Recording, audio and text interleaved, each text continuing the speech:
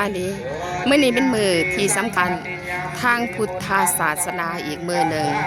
ซึ่งแม่นเป็นมื้อเปิดธาตุ8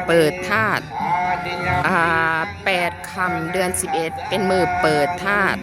เพื่อจะเตรียมเปิดบุญพระธาตุหลวงเวียงจันทน์พี่น้องเพราะว่าก่อนจะฮอดมื้อที่ว่าแห่ก็ต้องได้เปิดธาตุก่อ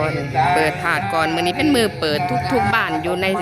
ชาวนครหลวงเวียงจันทน์ได้มาแห่เพื่อเปิดธาตุหลวง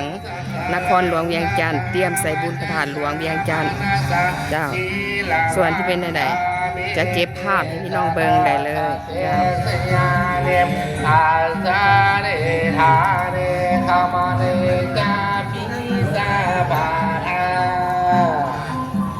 กาสวันทามิพันเต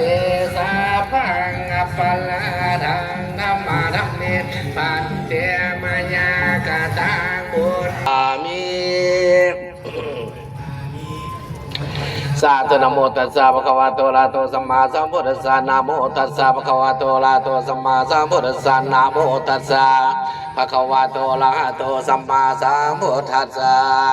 สาธุสักเขกาเมจรูปเปหิริสิขาลาตาเตจันตลิเคเวมาเนติเปละเทจักขาเมตาลุวันนาคาหาลาเนเคหังวัตเวเขเตภุมมาจายันตุเทวาสละทารวิสเมยคาขันธปนาคาติอันตาสันติเจยังโมนิวะลาวาจะดังสาทโวเมสุนันโตธรรมสาวันนากะโลอาสาธุสาธุสาธุอนุโมทามิสาธุสักเกกามิจารุเปกิลิติกรัตเตจันทริเกวิมณี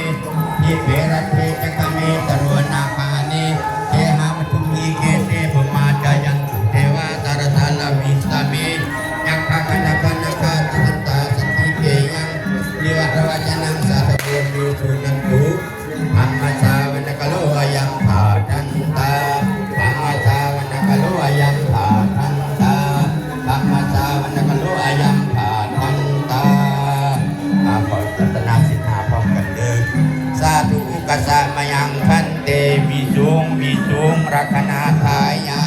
อิสรณีนาสหปัญจติลานิยาจามาดุติยังปิมายังพันเตวิสุงรักนาทายะติสรณีนาสหปัญจติลานิยาจามาตาติยังปิมายังพันเตวิสุงรักนาทายะติสร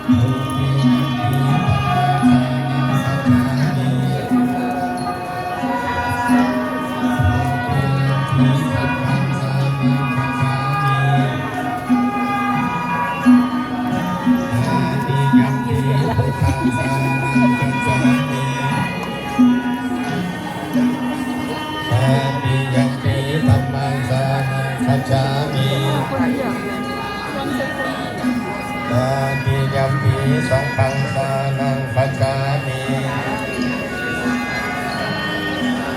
ทิสนานาคัมมานามิทิปานาติปาตาเวรมณีสิกขาปะทังสมาธิยามิ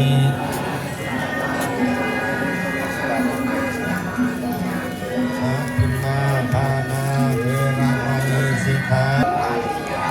มุสาวาทาเวรมณีสิกขา